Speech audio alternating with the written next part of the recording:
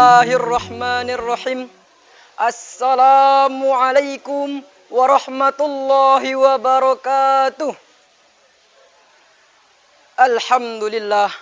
Alhamdulillahi rabbil alamin. Wabihi nasta'inu ala umurid dunya waddin. Ashhadu an la ilaha illallah. Wa ashhadu anna Muhammadan abduhu wa rasuluh. La nabiyya ba'da. Amma ba'du. Yang kami hormati Mudirul Ma'had Darul Quran Abuya Dr. Haji Kariman Ibrahim MA beserta keluarga serta kaum muslimin dan muslimat yang dirahmati oleh Allah Subhanahu wa taala. Seiring puji yang tak pernah henti hanyalah milik Allah yang Maha Suci. Senandung rindu yang tak pernah layu hanyalah milik Allah yang Maha Tahu. Segenap sanjung yang tertumpu hanyalah milik Allah yang Maha Agung. Salawat berbingkaikan salam, marilah kita sanjungkan kepada mahkota alam, pelipur lara di kala duka, pengobat kalbu di kala rindu, penerang hati di kala tersakiti. Yakninya Habibana wa Nabiyana wa Rasulana Muhammad sallallahu alaihi wasallam dengan melafazkan Allahumma salli ala Sayyidina Muhammad wa ala ali Sayyidina Muhammad. Dalam kesempatan yang indah dan berbahagia ini, kita ambil sebuah judul tausiah yang berjudul Peran Pemuda di Zaman Milenial. Berbicara mengenai pemuda, pasti identik dengan masa muda.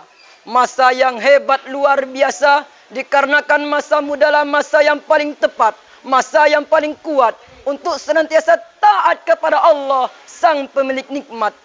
Hal ini seirama dengan pendapat salah seorang ulama tafsir Quran, Syekh Abu Al-Fida Ismail bin Katsir. Beliau berpendapat dalam kitab tafsirnya, Syabban wa huwa quwwatu ba'da da'af, bahwa masa muda adalah masa yang penuh dengan kekuatan setelah sebelumnya berada pada masa kelemahan. Sehingga pantaslah sang proklamator kita, yaitu Bung Karno, Presiden pertama Republik Indonesia, pernah berkata, berikan kepadaku 10 orang pemuda, niscaya akan kuguncangkan dunia. Hadirin wal hadirat yang insyaAllah dirahmati oleh Allah. Masa muda merupakan nikmat dari Allah Subhanahu wa taala, di mana kita sebagai pemuda-pemudi yang dianugerahi bentuk fisik yang kuat, mata melihat dengan tepat, tangan dapat mengangkat benda yang berat, kaki masih bisa berlari dengan cepat, wajah tampan atau cantik memikat. Maka gunakanlah wahai pemuda-pemudi untuk senantiasa taat kepada Allah yang Maha Hebat. Sebagaimana Allah berfirman dalam surah At-Tin ayat 4 yang berbunyi, A'udzu billahi minasyaitonir rajim. Bismillahirrahmanirrahim. Laqad khalaqnal insana fi ahsani taqwim. Sungguh telah kami ciptakan manusia dalam bentuk yang sebaik-baiknya.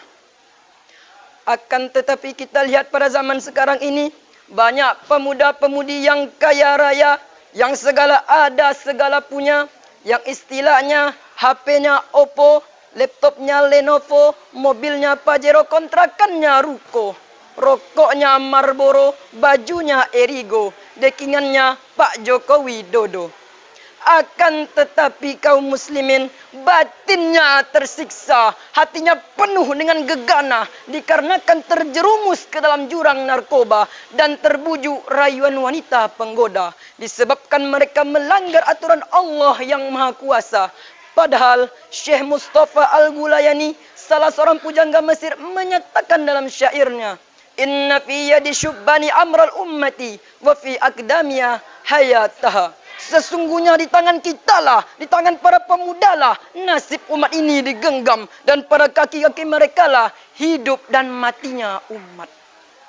Lalu timbul pertanyaan dalam hati kita, bagaimana kita sebagai pemuda-pemudi yang menjadi harapan bangsa, harapan agama, harapan negara, dan juga harapan calon mertua dalam menghadapi dampak negatif di era globalisasi di zaman milenial ini?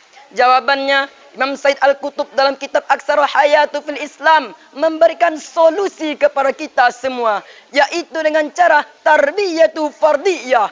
Kita sebagai pemuda-pemudi harus semangat dalam menuntut ilmu pengetahuan umum. Sebagaimana Rasulullah SAW bersabda, "Thalabul ilmi faridatun ala kulli muslimin wa muslimatin." Menuntut ilmu diwajibkan atas tiap-tiap kaum muslimin dan kaum muslimat. Hadirin wal hadirat yang insya-Allah dirahmati oleh Allah Subhanahu wa taala. Maka dari itu, marilah kita bersemangat dalam menuntut ilmu pengetahuan umum serta mendalami ilmu pengetahuan agama.